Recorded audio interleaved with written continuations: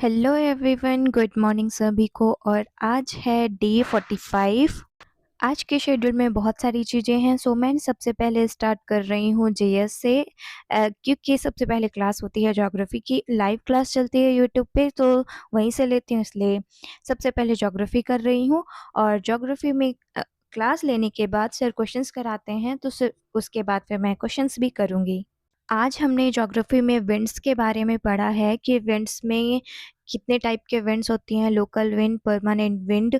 और permanent wind में easterlies, westerlies, horse latitude और roaring 40s, furious 50s, streaking 60s, इन सब के बारे में हमने पढ़ा।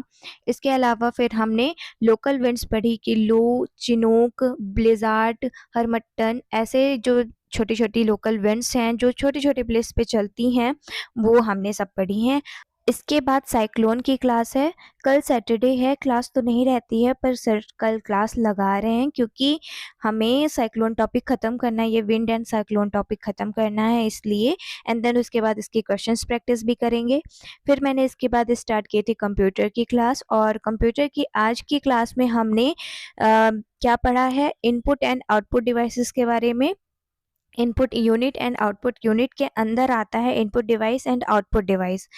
इनपुट डिवाइस के अंदर हम बहुत सारे डिवाइसेस के बारे में देखते हैं, जैसे कि माउस हो गया, और जितने भी इनपुट डिवाइसेस होते हैं, मैं ध्यान करती हूँ, माउस, कीबोर्ड, और OCR, OMR शीट जो हम पहले फिल करते थे वो, और जॉय स्टिक हो गया, और क्या होता है, बारकोड रीडर होता है। तो ये सारे इनपुट डिवाइसेस हो गए।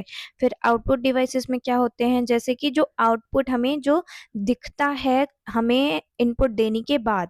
तो जैसे कि मॉनिटर है, मॉनिटर में हमें चीज़ें दिखती हैं, हम कुछ भी इनपुट देते हैं तो वो मॉनिटर स्क्रीन में हमें दिखता है, इसलिए मॉनिटर हो गया। प्रिंटर जिससे हम प्रिंट कर सकते हैं, स्पीकर जिससे हमें साउंड वापस आती है, नहीं वापस नहीं मतलब साउंड आती है जो, ये सारे हो गए आउटपुट डिवाइसेस।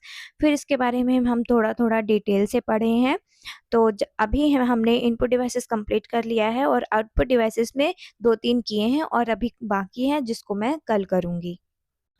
इसके बाद फिर मैंने स्टार्ट किए थे रिवीजन। तो मुझे आज ज्योग्राफी में सेकंड चैप्टर रिवाइज करना है, जिसमें मुझे रिवाइज करना है लैटिट्यूड एंड लॉन्गिट्यूड। और उसमें जितनी भी चीज़ें हैं, जितने भी सर ने बताई है, एक्सियल लैटिट्यूड क्या है, एक्सियल एंगल, ऑर्बिटल एंगल जो होता है 23.5 डिग्री एंड 66.5 डिग्री।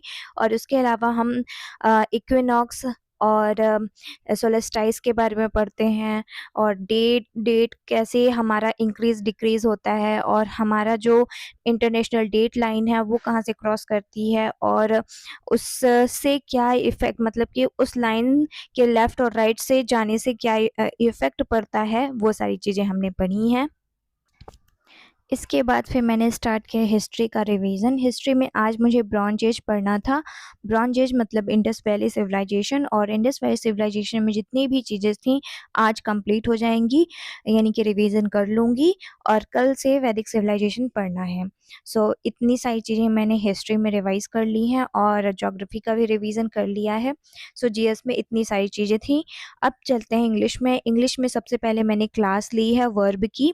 वर्ब की आज थर्ड क्लास चल रही है, जिसमें हम पढ़ रहे हैं, हमने स्टैटिक वर्ब के बारे में पढ़ा है, और फिर उसके अलावा डायरेक्ट वर्ब और इनडायरेक्ट वर्ब के बारे में पढ़ा, जो जीरेंड का वर्ब बन जाता है, वो सारी चीज़ें हमने पढ़ी हैं आज। और आज से वर्ब ख़त्म हो जाएगा बेसिक वाला। कल मॉडल मॉडल शुरू करेंगे, क्योंकि हमने वर्ब को 3 पार्ट में डिवाइड किया था। एक था मेन वर्ब जो आज हम ख़त्म कर चुके हैं, कल से मॉडल करेंगे, उसके बाद फिर एडवांस वर्ब आएगा। कल मॉडल करना है, मॉडल की एक ही चैप्टर है, मतलब एक ही क्लास है, उसके बाद ख़त्म हो जाएगा। फिर इसके बाद मैंने पी के वोकैब स्टार्ट किए। तो पी के वोकैब में पूरा आज नहीं पढ़ा है, क्योंकि टोटल 47 वोकैब बनी हैं, तो मैंने आज 16 ही किए हैं, ज़्यादा नहीं, 16 वोकैब किए हैं, अच्छे से याद किए हैं, और उनको रिवाइज़ किया है अच्छे से। फिर इसके बाद कल और करूँगी, थोड़ा थोड़ा करके करना है। और फिर उसके बाद मैंने स्टार्ट किया था नाश्ता पीडीएफ, जिसमें आज मैंने 4 और 5 दोनों कर लिए हैं। 4 और 5 कल का भी था, आज का भी था, तो दोनों इकट्ठा कर लिया है। इसमें मुझे जो नाश्ता पीडीएफ है ना, अभी तक में 3 OWS नए मिले हैं और तो सब ऐसे थे जो मैंने पहले पढ़ चुके हैं। यानी वोकैब में भी, इडियम्स में भी और ओडब्ल्यूएस फ्रेज़ेबल सब में ऐसे थे जो मैंने पहले पढ़ चुके हैं। तो मेरा क्या हुआ कि रिवीजन हो गया। और अभी जो मैंने मतलब कि क्लास 5 जो नाश्ता पीडीएफ थी, वो उसको मैंने किया ना, तो उसमें मुझे 3 नए ओडब्ल्यूएस मिले जो कि मैंने अभी तक कहीं भी नहीं पढ़ा। ना रानी मैम ने जो पढ़ाया था उसमें भी नहीं था, और उसके अलावा जहाँ से मतलब ब्लैक बुक से जितना भी पढ़ा था 200-300 उसमें भी नहीं था। इसके बाद फिर ग्रामर का पीछे का रिवाइज़ किया था, तो आज मैंने क्लास 5, 6 और 7 तीनों रिवाइज़ कर लिए हैं। और इसमें क्या रिवाइज़ किया है, एडवर्ब था, टाइप ऑफ एडवर्ब्स थे, और फिर उसके अलावा हमने वर्ब के बारे में पढ़ा, और वर्ब कहाँ-कहाँ gerund, past participle, present participle की तरह यूज़ होता है, उन सब के बारे में पढ़ा और उनके एग्ज़ाम्पल देखे। 3 क्लास में हमने इसी को डिटेल से पढ़ा है।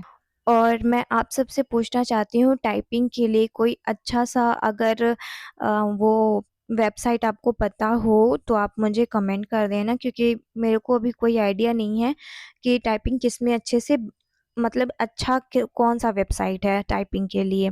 वैसे मैं टाइपिंग मास्टर ऑनलाइन जो चलता है फ्री वाला उससे ही करती हूँ, पर आप मुझे रिकमेंड कर देना कोई अच्छा-सा। और ग्रामर का रिवीजन करने के बाद फिर मैंने ब्लैक बुक से ओडब्ल्यूएस और इडियम्स किए हैं। तो आज मैंने लगभग ओडब्ल्यूएस कितने किए होंगे, 15-16 किए होंगे ऐसे ही, और इडियम्स भी मैंने 10-12 किए हैं, उन सबको याद किया है अच्छे से। और बस ये था आज का मेरा पूरा दिन। टाइपिंग भी मैंने किया है, आपको लास्ट में स्पीड दिखाऊँगी, पर मैंने आज जो टाइपिंग की है ना वो आर और यू की है। नहीं, टी और ओ की है मैंने आज टाइपिंग। तो टी और ओ में मेरी स्पीड इतनी थी, 39 थी, एक्यूरेसी 99 थी। मैथ्स भी किया है पर मैथ्स रिकॉर्ड नहीं किया, बस शीट लगाना था शीट को, तो इसलिए मैंने ज़्यादा उसमें रिकॉर्डिंग नहीं की।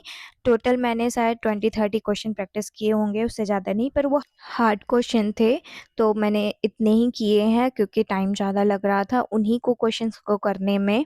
सो ये था मेरा पूरा आज का दिन, और डे 46 का शेड्यूल भी मैंने लगा दिया है।